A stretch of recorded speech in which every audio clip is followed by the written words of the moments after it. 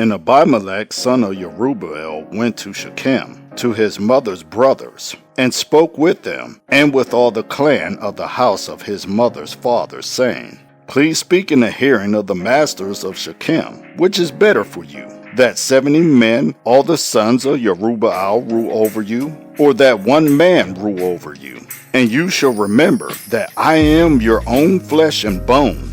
And his mother's brothers spoke all these words concerning him in the hearing of all the masters of Shechem. And their heart inclined toward Abimelech, for they said, He is our brother. And they gave him 70 pieces of silver from the house of Baal-berith, with which Abimelech hired worthless and reckless men, and they followed him. And he went to his father's house at Ophrah, and slew his brothers, the 70 sons of Jerubbaal, on one stone. But Jotham, the youngest son of Jerubbaal, was left, because he hid himself. And all the masters of Shechem gathered together, and all Beth Milo, and they went and made Abimelech sovereign beside the terebinth tree at the post that was in Shechem. And they informed Jotham, and he went and stood on the top of Mount Gerizim, and lifted his voice and cried out, and said to them, Hear me, you masters of Shechem, and let Elohim hear you. The trees went forth to anoint a sovereign over them. And they said to the olive tree, Reign over us. And the olive tree said to them, Shall I leave my oil with which they esteem mighty ones and men, and go to sway over trees? Then the tree said to the fig tree, Come, reign over us. And the fig tree said to them, Shall I leave my sweetness and my good fruit, and go to sway over trees? Then the tree said to the wine, Come, reign over us. And the wine said to them, Shall I leave my new wine, which rejoices mighty ones and men, and go to sway over trees? Then all the trees said to the bramble, Come, reign over us. And the bramble said to the trees, If in truth you anoint me as sovereign over you, come, take shelter in my shade. But if not, let fire come down of the bramble and devour the cedars of Lebanon. And now if you have acted in truth and in integrity in importing Abimelech to reign, and if you have acted well with Jerubbaal and his house, and have done to him as his hands did to you, for my father fought for you, and risked his life, and delivered you out of the hand of Midian. But you have risen up against my father's house today, and slew his 70 sons on one stone, and appointed Abimelech the son of his female servant, to reign over the masters of Shechem, because he is your brother. If then you have acted in truth and in integrity with Jerubbaal and with his house this day, then rejoice in Abimelech, and let him also rejoice in you. But if not, let fire come out from Abimelech, and devour the masters of Shechem, and Beth Milo, and let fire come out from the masters of Shechem, and from Beth Milo, and devour Abimelech.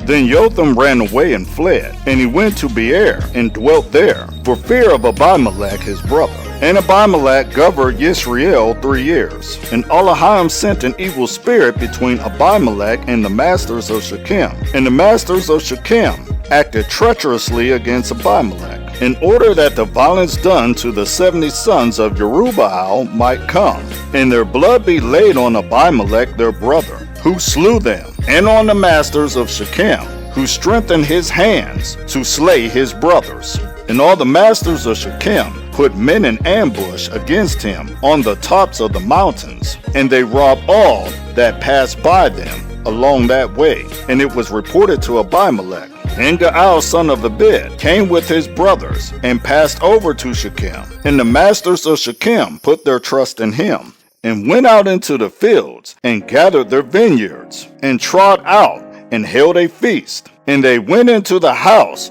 of their mighty one, and ate and drank, and cursed Abimelech.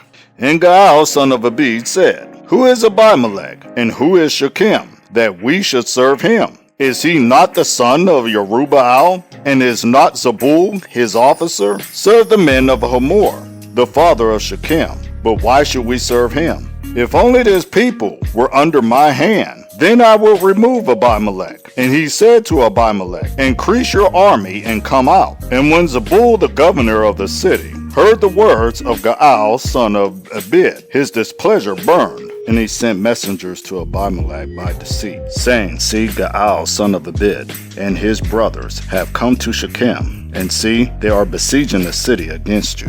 And now get up by night, you and all the people who are with you, and lie in wait in the field. And it shall be, as soon as the sun is up in the morning, then rise early and rush upon the city. And see, when he and all the people who are with him come out against you, you shall do to them as your hand finds to do.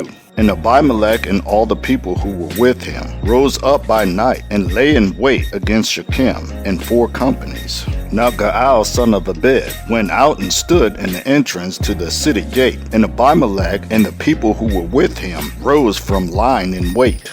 And when Gaal saw the people, he said to Zebul, See, people are coming down from the tops of the mountains. But Zebul said to him, You are seeing the shadows of the mountains like men. And Gaal spoke again and said, See, people are coming down from the highest part of the land, and another company is coming from the diviner's terebinth tree. And Zebul said to him, Now where is your mouth with which you said, Who is Abimelech, that we should serve him?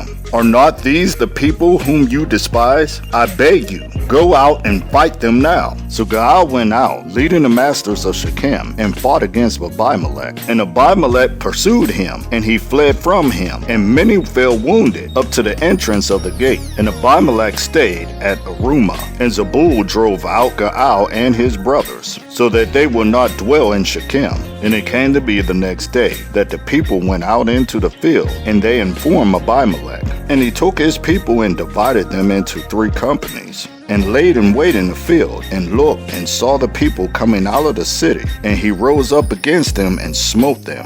And Abimelech and all the company that was with him rushed forward and stood at the entrance of the gate of the city. And the other 2 companies rushed upon all who were in the field and smote them.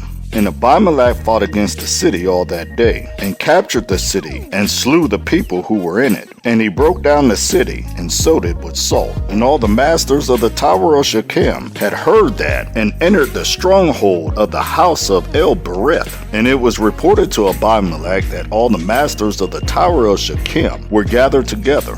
So Abimelech went out to Mount Zalmon, he and all the people who were with him. And Abimelech took an axe in his hand, and cut down a branch from the trees, and took it and laid it on his shoulder. Then he said to the people who were with him, What you have seen me do, hurry, do as I have done.